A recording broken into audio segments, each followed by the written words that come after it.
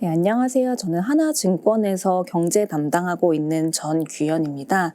오늘은 이제 하나TV에서 경제 관련돼서 기초 세미나를 드리도록 하겠습니다. 일단 제목은 경기 순환 사이클과 주요 경제 지표의 이해라고 되어 있는데요.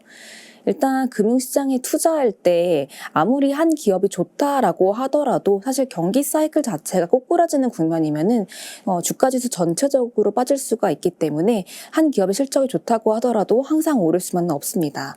그렇기 때문에 이제 그런 실적적인 그런 이제 부분들 외에도 탑다운 관점에서도 이제 시장을 바라봐야 되는데요. 그런 관점에서 경제에 대해서 보시면 좋을 것 같습니다. 우선 가장 대표적으로 볼 수 있는 경제 관련된 데이터가 GDP가 될 텐데요. 이 GDP를 보면은 그 국가를 파악할 수가 있습니다. 그래서 이제 각국의 GDP 금액 데이터를 가지고 지출별로 비중을 구하게 되면은 그 국가에서 중요한 산업이 무엇인지를 파악을 할 수가 있습니다. 일례로 이제 우측의 상단의 그래프를 한번 보시게 되면은 미국의 지출별 GDP를 그려놨는데요. 이렇게 보시게 되면은 일단 소비가 68%를 차지를 하고 있고 투자가 17%, 그리고 정부가 18%, 수출이 12%, 수입이 마이너스 15%를 기록을 하고 있는 것을 보실 수가 있습니다. 여기서 시사하는 부분들은 결국 미국은 소비 중심의 나라라는 거죠. 이게 소비가 꼬꾸라지게 되면은 경기가 나빠질 수가 있는 그런 부분들을 이게 보여주는 거기 때문에 미국 경기에서 가장 중요한 거는 소비라는 것을 볼 수가 있습니다. 반면에 아래 보이시는 중국의 지출별 GDP를 보시게 되면요. 일단 민간 소비가 38%, 고정자본 투자가 43%, 그리고 정부 지출이 16%, 순수출이 3% 정도를 차지를 하고 있습니다. 이제 중국은 기존에 원래 이제 투자랑 제조업 중심으로 이제 성장을 해온 국가고 지금은 경제 구조를 이제 소비 쪽으로 내수 위주로 해서 바꿔가는 그런 국면에 있는 국가라고 보시면 되는데요.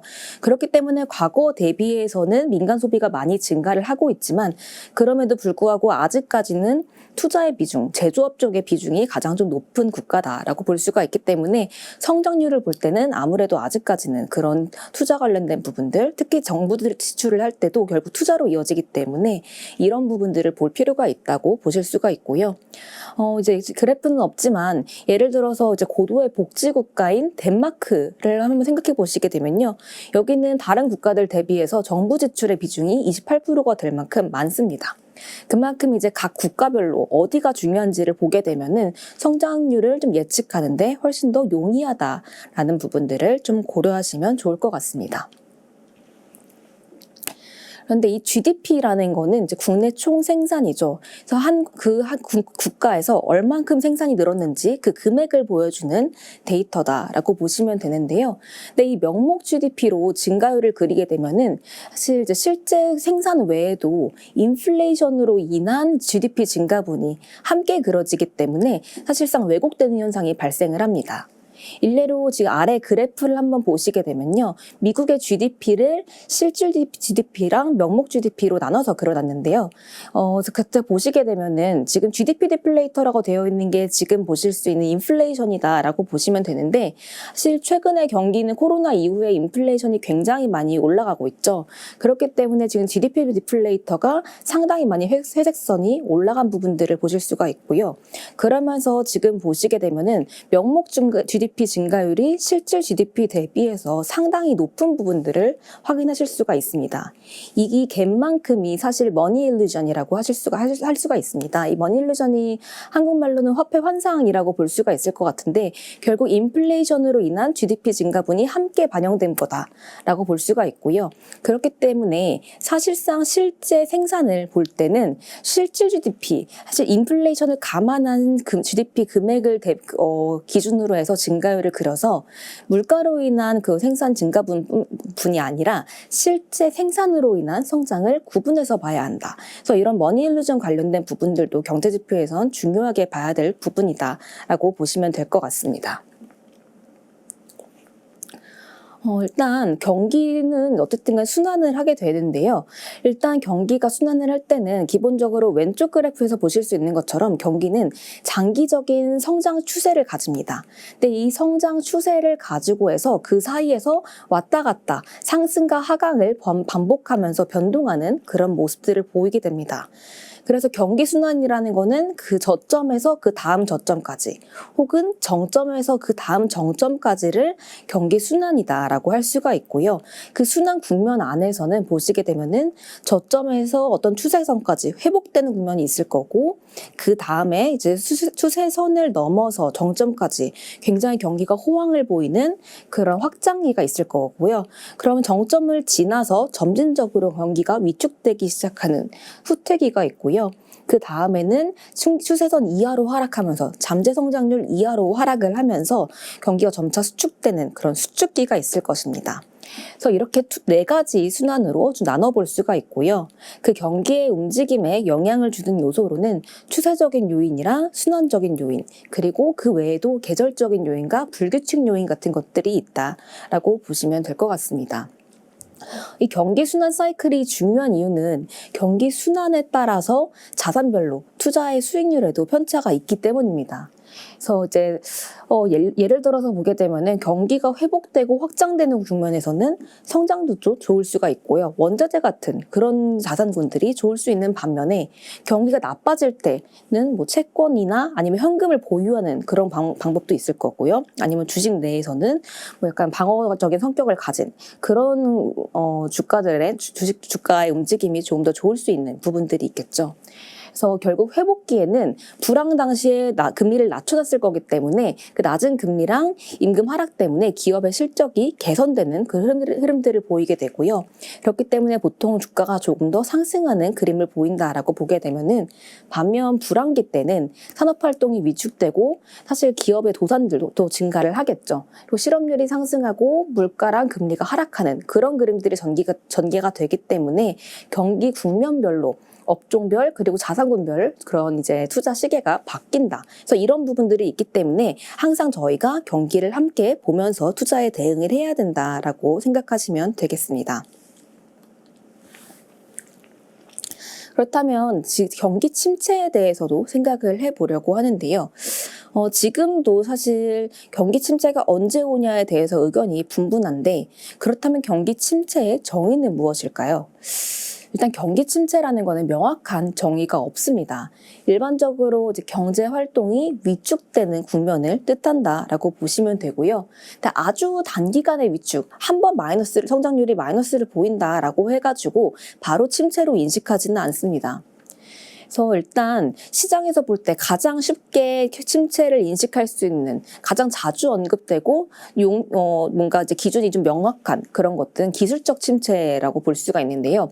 이 기술적 침체는 앞서 말씀드렸던 그 실질 GDP가 2분기 연속 2분기 연속해서 역성장, 마이너스 성장하는 경우를 기술적 침체라고 합니다.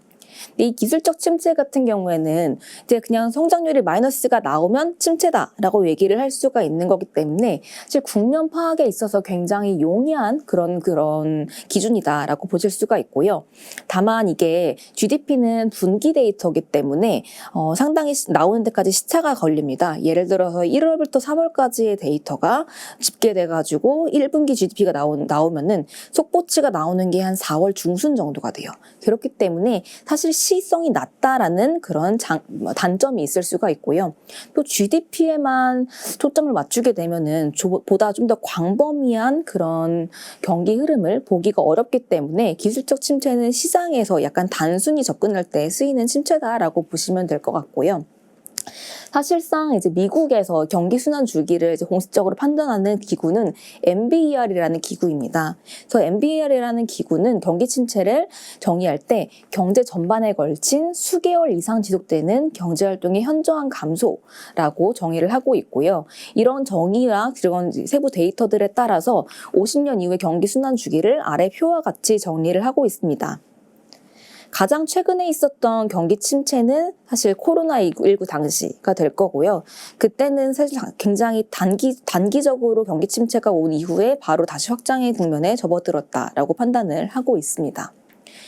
그래서 NBR은 이 경기 침체 여부를 보기 위해서 GDP 말고 좀 더 월간 데이터들을 중점적으로 보는데요. 이때 보는 그런 경제 데이터들로는 이제 실질 소비나 소득, 그리고 비농업 고용 등 산업 생산 이런 것들을 보통 월간 데이터들을 위주로 보게 된다라고 보시면 되겠습니다. 다음으로 보통 시장에서 가장 중요하게 보는 그런 경제 지표들에 대해서 말씀을 드리려고 하는데요. 일단 경제 지표를 말씀드리기 전에 먼저 좀 더 개념적인 부분들을 짚고 넘어가려고 합니다. 그래서 먼저 소프트 데이터랑 하드 데이터가 뭔지에 대해서 말씀을 드리려고 하는데요. 일단 소프트 데이터는 서베이 위주의 심리 지수입니다. 그래서 이제 민간 경제 주체들이 경기에 대해서 어떻게 생각하고 있는지 서베이를 단행해서 그거를 지수화한 그런 데이터들을 보통 소프트 데이터라고 하고요. 이 안에는 대표적으로 ISM 제조업 지수나 소비자 심리 지수 같은 그런 데이터들이 있다고 보시면 되겠습니다. 그리고 하드 데이터 같은 경우에는 실제 경기의 움직임을 반영해주는 실물 지표예요. 그래서 뭐 산업 생산이나 소비, 고용 이런 것처럼 실물 경제를 실제로 반영해서 실물 경제를 집계해서 나오는 그런 데이터를 의미한다라고 보시면 될 것 같습니다.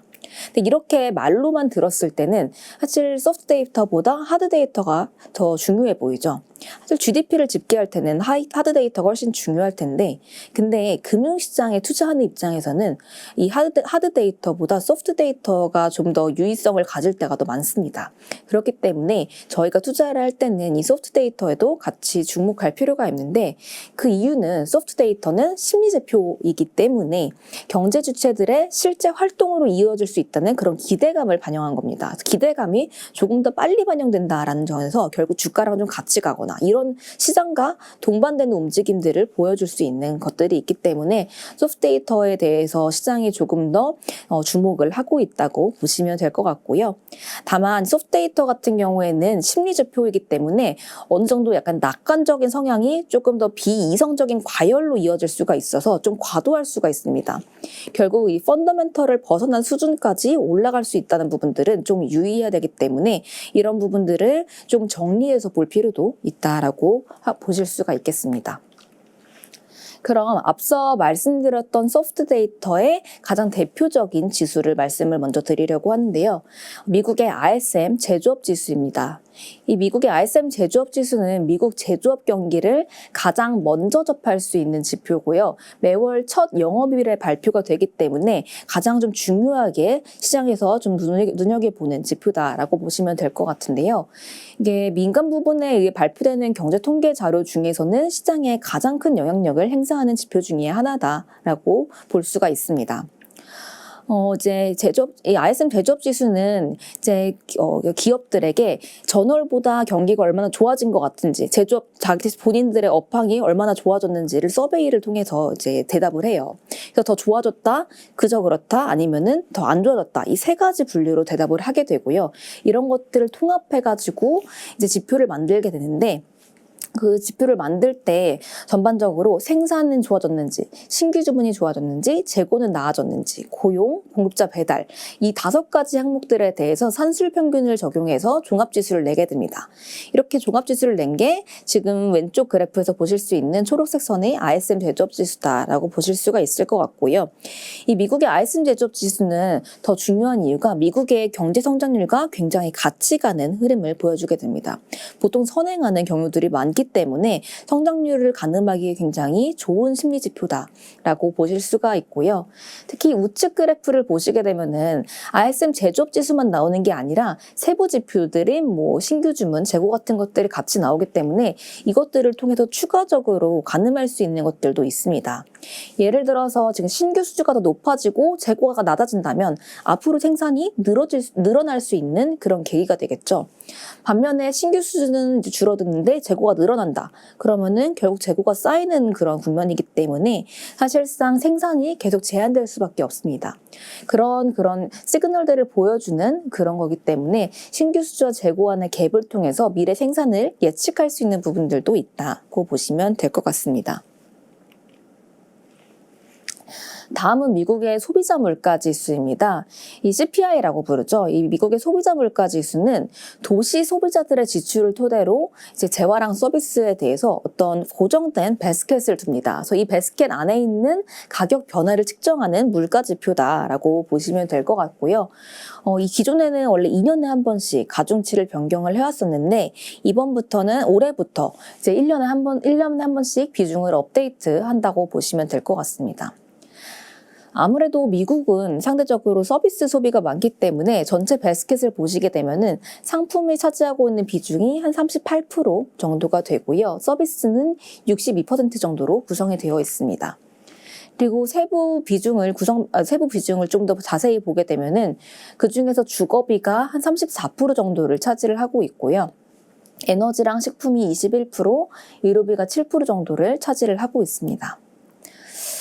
근데 이제 소비자 물가를 볼 때는 소비자 물가랑 근원 소비자 물가를 같이 보게 되는데요. 이 근원 소비자 물가는 바스켓 내에서 에너지랑 식품을 제외한 나머지 품목들의 물가 상승률을 이제 근원 소비자 물가라고 말합니다. 근원 소비자 물가라고도 하고 뭐 코어 물가 아니면은 뭐 핵심 소비자 물가 이렇게 여러 가지 표현으로 말을 하게 되는데요. 이 근원 소비자 물가를 쓰는 이유는 이제 식료품과 에너지 같은 그런 원자재들은 상대적으로 변동성이 굉장히 높기 때문입니다. 그래서 왼쪽에 한번 소비자 물가의 과거 추이를 보시게 되면은 소비자 물가가 굉장히 초록색 선이 굉장히 등락을 많이 할 때 이때 근원 소비자 물가인 회색선 같은 경우에는 상대적으로 좀 더 안정된 그림들을 보였습니다. 왜냐하면 변동성이 낮기 때문이죠. 그래서 이런 부분들 좀 더 물가의 좀 더 근원적인 추세를 보고 싶을 때는 근원 소비자 물가를 함께 보는 것들을 권고를 드립니다. 지금 같은 경우에는 물가가 굉장히 좀 높은 국면에 있고 점진적으로 상품 물가가 빠지면서 소비자 물가가 떨어지고 있는데요. 근데 문제는 아직까지는 우측에 보실 수 있는 것처럼 주거비나 서비스 물가가 굉장히 좀 오르는 국면들을 보이고 있기 때문에 여기에 대해서 고민이 굉장히 많아지는 시점이다라고 보시면 될 것 같습니다. 결국 이제 서비스 물가나 주거비가 오르게 되면은 이거는 좀 비탄력적인 부분들이기 때문에 지금 아까 말씀드렸던 근원 소비자 물가 쪽이 많이 안 빠질 수도 있다는 우려를 자극을 하기 때문에 이 부분들에 대해서 정책 당국에서 조금 더 고민하고 있는 부분들이 있다고 보시면 될 것 같습니다. 다음으로 중요한 지표는 미국의 개인 소비 지출인데요. 개인 소비 지출이라는 데이터는 보통 개인 소득과 그리고 소비 지출에 대해서 가장 상세하게 설명을 해주는 그런 데이터다라고 보시면 될 것 같습니다. 일단은 뭐 임금이나 이전 소득 같은 전반적인 그런 가계의 소득을 다 산출을 하고 있고요. 또 소비도 가장 좀 상세하게 데이터를 반영을 하고 있다 보니까 서비스 소비를 포함하는 거의 유일한 지표다라고 보실 수가 있습니다. 근데 이 개인 소비 지출이 나올 때 경제 측면에서는 이제 개인 소비 그리고 개인 소득이 굉장히 중요하지만 이 외에도 시장은 PCE 디플레이터를 굉장히 중요하게 봅니다. PCE 디플레이터는 사실 CPI랑 거의 비슷해요. 비슷한데 물가 지표라고 보시면 되고요. 근데 이 PCE 디플레이터 같은 경우에는 CPI랑 달리 개인 소비 지출, 지금 아까 말씀드린 그 지출 통계를 토대로 해서 민간의 소비 지출액을 파악하고선 그걸로 품목별 비중을 이제 물가 지수로 이제 산출하는 그런 데이터다라고 보시면 될 것 같고요. 그렇기 때문에 그냥 CPI보다는 조금 더 광범위한 재화랑 서비스 품목들을 가격을 산출을 할 수가 있습니다. 그리고 소비의 패턴이 변한다면 그것들도 조금 더 빠르게 물가에 반영시킬 수 있다라는 그런 장점들이 있고요. 그리고 산출 방식들도 공식이 조금 다르다고 보시면 될 것 같습니다. 일단 연준이 뒤에서 말씀드리겠지만 통화정책을 이제 정할 때 물가 목표 기준을 삼는데요. 이때 잡는 기본적인 그 데이터가 PCE 디플레이터를 기본으로 잡고 있다라고 보시면 될 것 같습니다. 일단 상대적으로 PCE 디플레이터는 이제 기본적인 방향성은 똑같아요. 아까 CPI 보셨던 것처럼 미국의 PCE 디플레이터랑 근원 PCE 디플레이터도 점진적으로 하락하는 그림들을 보여주고 있다고 보시면 될 것 같은데 다만 PCE 안에 있는 항목들이 조금 다르기 때문에 아까 CPI 보게 되면 주거비 기준이 굉장히 높았죠. PCE 같은 경우에는 주거비보다는 의료비 비중이 좀 더 높습니다. 그렇기 때문에 지금 데이터들로 보시게 되면은 상대적으로 아무래도 지금 주거비가 많이 높아졌기 때문에 CPI가 PCE 디플레이터보다 조금 더 높은 트렌드를 보이고 있다라고 이해하시면 좋겠습니다. 다음으로는 미국의 비농업 부문 고용 보고서인데요.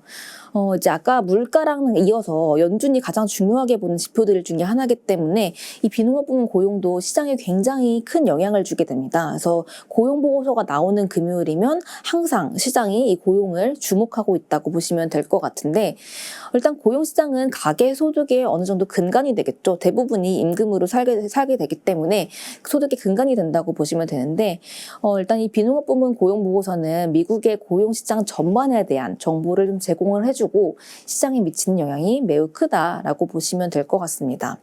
사실 고용 보고서를 보시면은 이제 리포트가 몇십 장이 될 정도로 굉장히 좀 많은데요.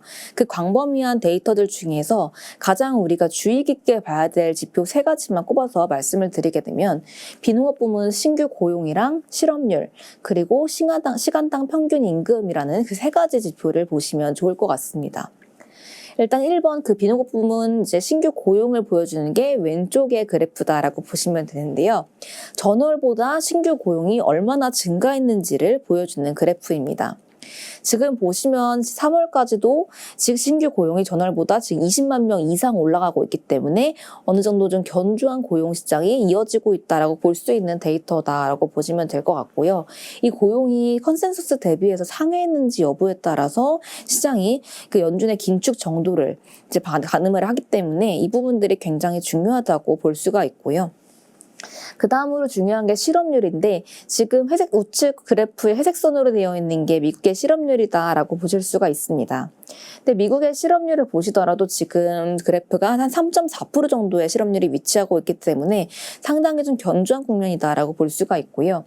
다음으로 임금 상승률을 보여드리는데, 이거는 이제 시간당 평균 임금이 얼마나 상승했는지를 보여주는 겁니다. 근데 이게 업종별로 이제 굉장히 많이 나와 있는데, 이거를 통해서 볼 수 있는 거는 결국 임금이 물가로 이어지고, 그렇게 이 부분들이 통화 정책에 같이 영향을 주기 때문에, 특히 시간당 평균 임금이 서비스업 쪽에서 많이 오르게 되면은 서비스 물가에 굉장히 영향을 줄 수 있다는 점에서 최근에 굉장히 많이 주목하는 지표다라고 보시면 좋을 것 같습니다.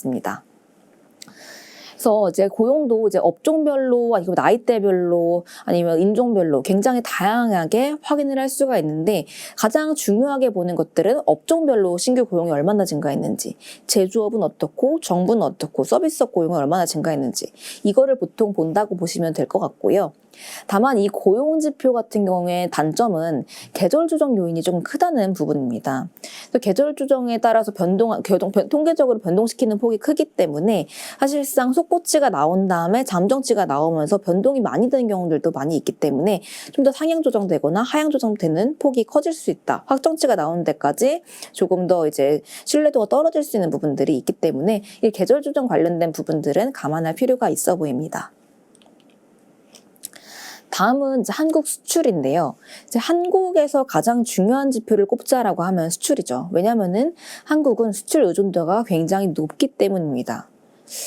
보통 이제 어떤 국가에서 경제 지표를 낼 때는 그 국가의 가장 중요한 지표들을 가장 세부적으로 내주게 되는데요. 한국은 워낙 수출이 중요하기 때문에 일단 매달 수출을 발표를 하기도 하지만 1일에서 10일, 1일에서 20일 수출 수입이 어떻게 변동하는지를 계속 팔로우를 해주고 있다라고 보시면 될 것 같습니다. 그렇기 때문에 이제 월간 데이터가 나오기 전에도 미리미리 수출이 얼마나 변동하고 있는지에 대해서 조금 판단을 할 수가 있고요. 일단 한국의 수출입 데이터는 매월 1일에 상업통상자원부에서 수출입 동향 잠정치를 발표를 합니다. 이게 매월 1일에 발표가 되기 때문에 굉장한 좀 시의성을 가지고 있고요. 그래서 사실 우리나라도 중요하게 보지만 우리나라 외 다른 국가들에서도 매월 1일에 나온 지표들은 잘 없고, 이게 거의 글로벌 교역량이나 글로벌 제조업 업황이랑 같이 가는 데이터이기 때문에 글로벌 이제 경기를 보는데 굉장히 좀 좋은 지표다라고 볼 수가 있습니다. 그래서 이제 외국에서도 되게 좀 주목하는 그런 지표 중에 하나다라고 보시면 될 것 같습니다. 일단 한국의 주요 수출 품목들로는 가장 대표적인 게 반도체가 있죠. 일단 반도체가 한국 수출의 한 20% 정도를 차지하고 있다고 보시면 될 것 같고요. 그 외에도 석유화학이나 자동차 같은 주요 품목들이 있습니다. 그리고 주요 교역국들은 미국이나 중국, EU 그리고 일본 같은 국가들이 우리나라랑 가장 수출을 많이 하는, 교역을 많이 하는 국가다라고 보시면 될 것 같고요. 보통 이제 수출이 나올 때 국가별 품목별 수출입 실적을 다 이제 따져보면서 한국 경제를 좀 가늠할 수 있는 가늠자로 좀 이제 역할을 합니다.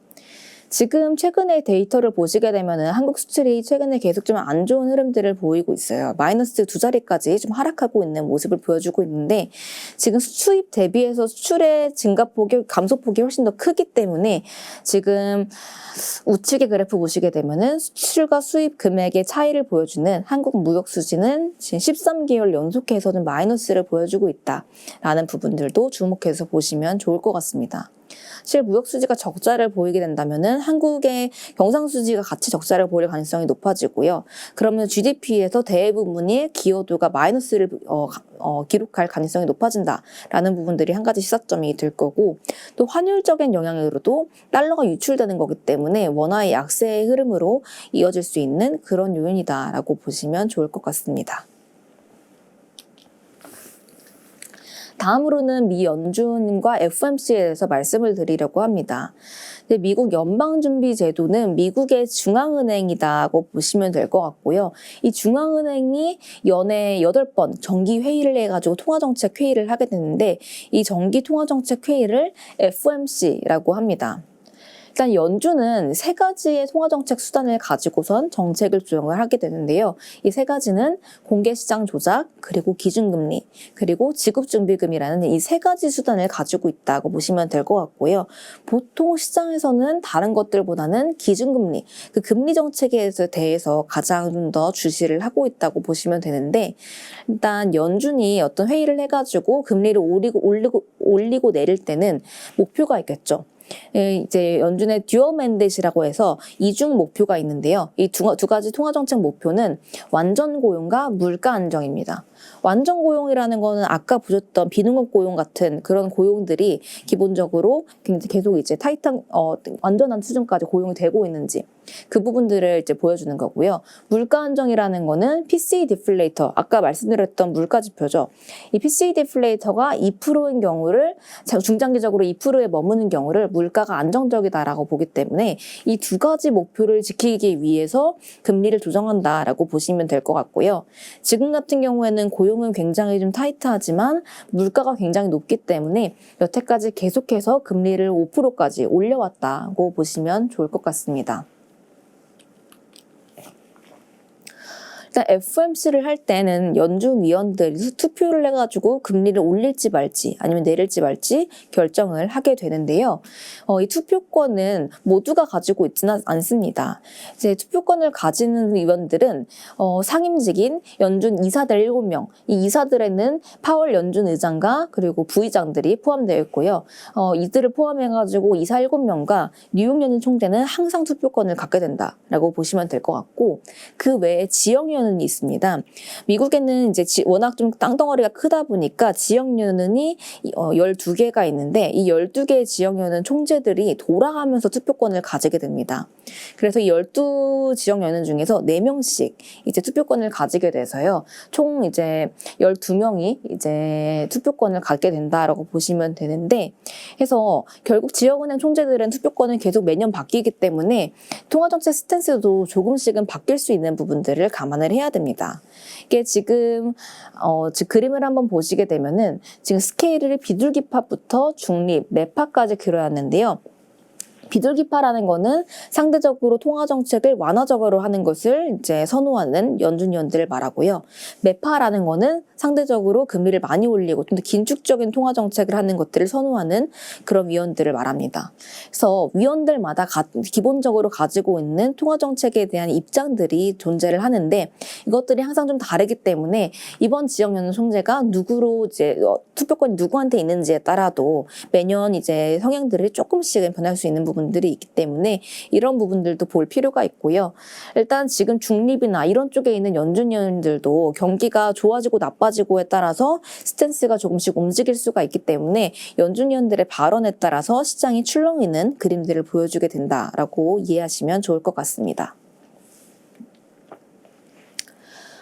또 이제 FOMC 위원들의 생각을 읽는 방법 두 가지에 대해서 말씀을 드리려고 하는데, 아까 FOMC 회의는 1년에 8번 열린다고 말씀을 드렸습니다.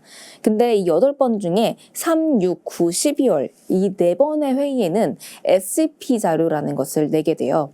이 SEP라는 거는 Summary of Economic Projections라고 해가지고 경제 전망을 이제 공표하는 건데요.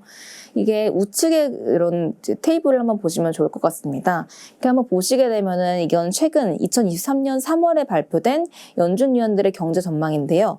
이제 위원들별로 중장기적인 실질 GDP랑 실업률이랑 인플레이션 그리고 연방기금 금리가 얼마가 될 건지에 대해서 각각 추정을 하는 그런 경제 전망이다라고 보시면 될 것 같고요. 이 평균값들을 통해서 전반적으로 연준 위원들이 경기가 나빠질 걸로 보는지, 실업률은 올라갈 걸로 보는지, 물가는 잡힐 걸로 보는지, 금리는 어느 수준으로 볼 건지에 대해서 연준 위원들의 생각을 읽을 수가 있기 때문에 이 경제 전망이 굉장히 중요하다라고 보시면 될 것 같고요. 그 중에서도 가장 중요한 게 이 왼쪽에 보이시는 점도표입니다. 덧 플러스라고 하는데요. 이건 이제 매 연도별로 연준위원들이 매년 말 금리가 어디에 찍힐 건지에 대해서 하나씩 점을 찍는 거예요. 그래서 점을 찍어서 이 미디언 값이 사실상 연말에 금리가 될 것이다라고 추정을 하는 건데, 이 점도표가 어느 정도 이제 앞으로 금리 인상을 몇 번 할 건지를 추정할 수 있는 그런 계기가 되기 때문에 점도표가 굉장히 중요한 그런 금리에 대한 포워드 가이던스로 작용을 할 수가 있다라고 볼 수가 있고요. 그래서 항상 3, 6, 9, 12월에는 점도표를 주목할 필요가 있다라고 항상 염두에 두시면 좋을 것 같습니다. 네, 그럼 마지막으로는 이제 외환시장에 대해서 간단히 좀 말씀을 드리려고 하는데요. 환율은 사실 이제 개념은 간단합니다. 자국 통화랑 외국 통화 간의 교환 비율을 환율이라고 하죠. 그래서 어떤 특정 통화로 표현된 기준 통화 한 단위의 가격이다라고 볼 수가 있는데요. 제가 이 환율에 대해서 말씀드리는 이유는 환율의 표시법이 두 가지가 있기 때문입니다.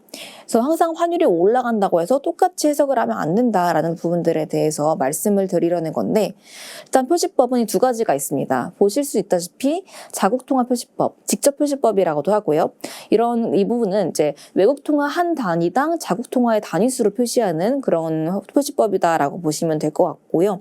또 간접 표시법, 외국 통화 표시법은 자국 통화 한 단위당 외국 통화의 단위수로 표시하는 거다라고 보시면 될 것 같은데, 대부분 우리가 보는 원달러 환율 같은 것들은 자국통화 표시법을 따르고 있어요.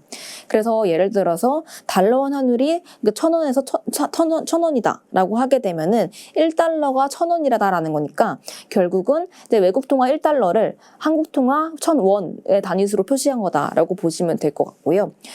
원화 말고도 뭐 엔화, 위안화 모두 대부분의 통화들이 대부분 직접 표시법을 따른다라고 보시면 될 것 같은데, 근데 영연방 국가들 유로화나 영국 파운드화 그리고 호주 그리고 뭐 뉴질랜드 같은 일부 국가들은 외국 통화 표시법, 간접 표시법을 사용을 합니다.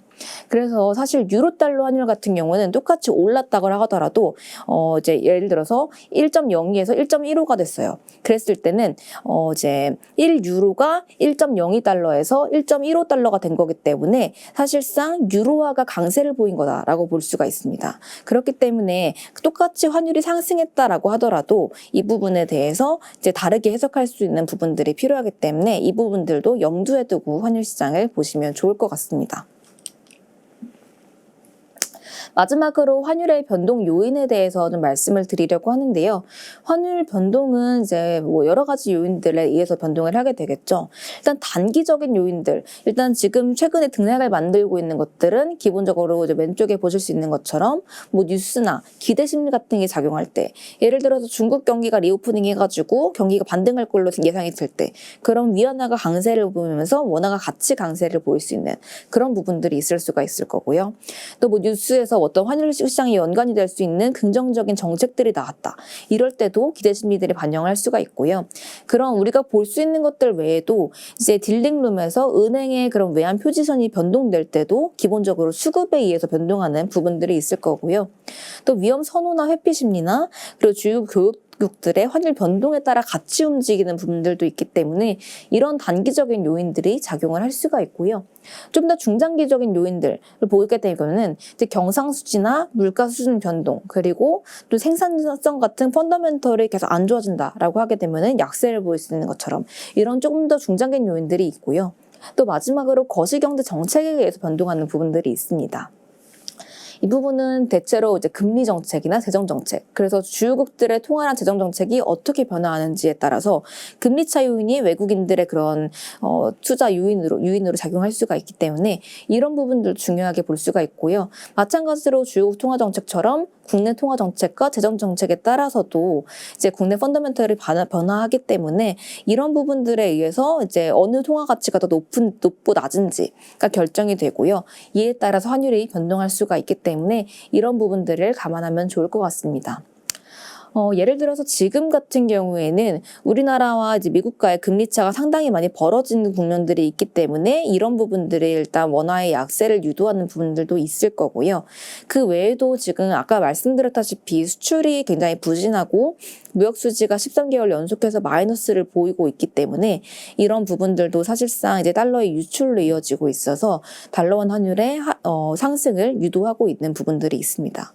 그래서 이런 환율의 변동 요인들을 감안을 해가면서 투자에 같이 참고하시면 좋을 것 같습니다. 네, 여기까지 오늘 경제 기초 세미나 자료는 마치도록 하겠습니다. 경청해 주셔서 감사합니다.